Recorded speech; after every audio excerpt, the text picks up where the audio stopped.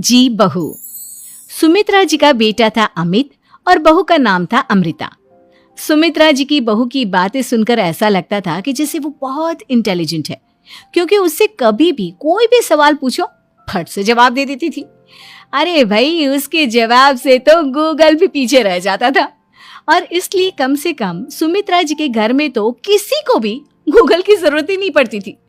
जब भी घर में कोई बात चलती, कोई कुछ भी कहता, तो अमृता फट से कह देती, ये तो मेरे साथ भी हुआ था, मुझे इसके बारे में सब मालूम है। एक दिन सुमित्रा जी अमित और अपनी बहू अमृता के साथ अमित के बुआ जी, फूफा जी यानी कि मुकेश और उर्मिला जी के यहाँ पर मिलने के लिए गए। अरे बहुत अच्छा किया अमित बेटा, इतने दिनों के बाद आए हो तुम। हाँ सुमित्रा भाभी, कभी तो आ जाया करिए अपने बच्चों को लेकर।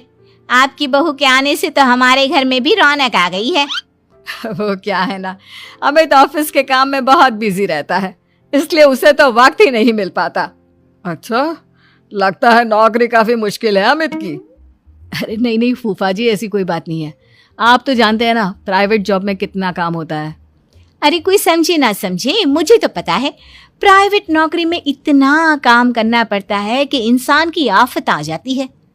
लेकिन बेटा, तुमने तो कभी जॉब की ही नहीं, तुम्हें कैसे पता?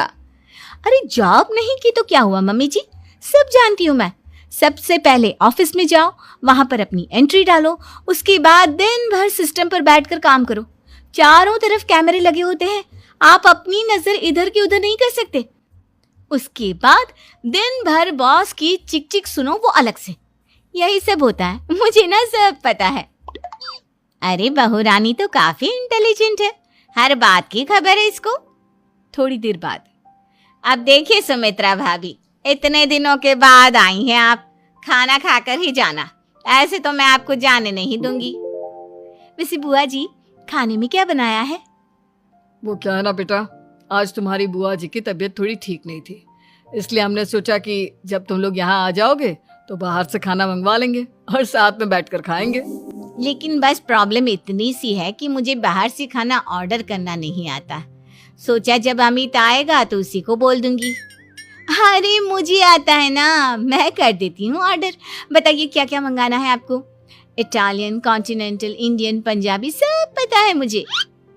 क्या बात है बहू, क्या घर में भी खाना रोज बाहर से ऑर्डर करती हो? अरे नहीं नहीं नहीं बुआ जी, ऐसी कोई बात नहीं है, बस मुझे ना सब पता है। कोई बात नहीं अमृता, मैं अपने फोन से ऑर्डर कर देता हूँ। अरे क्या बात है, आजकल ऑनलाइन डिलीवरी पर कोई ऑफर नहीं चल रहा है, वरना काफी पैसे बच जाते। कैसी बात करते हैं अमित, मैं कह रही हूँ ना मुझे सब पता है। मुझे एक बहुत अच्छा ऑनलाइन डिलीवरी वाला मालूम है, जहाँ पर 50% ऑफ मिल जाएगा। और आज तो वैसे भी फ्राइडे है ना, फ्राइडे को तो उस पर 50-70% ऑफर मिलता ही मिलता है। अरे क्या बात है, इसके बारे में तो मुझे पता ही नहीं था। अरे बेटा, जिस चीज के बारे में किसी को पता नहीं होता, हमारी बहू को पता होता है। एक काम कर, तू उसी को ऑर्डर करने दे। क्या बात है अमृता बेटा, तुम तो बहुत इंटेलिजेंट हो, सब कुछ जानती हो। कुछ दिनों के बाद सुमित्रा जी की कुछ सहेलियां उनसे मिलने के लिए आती हैं।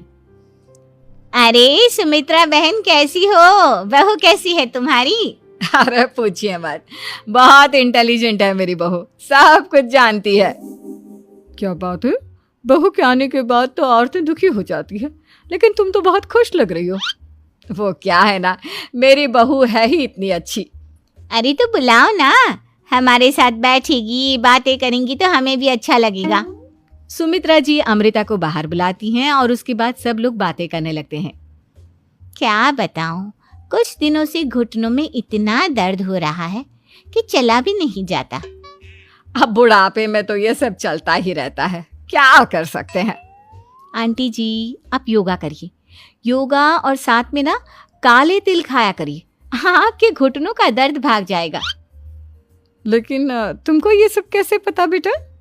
अरे मेरे भी घुटनों में दर्द होने लगा था, मैंने योगा किया और काले तिल के साथ गुड़ मिलाकर उनके लड्डू बनाकर खाए, एकदम ठीक हो गए हैं मेरे पैर। अमृता, ये तुम क्या कह रही हो, इतनी कम उम्र में तुम्हारे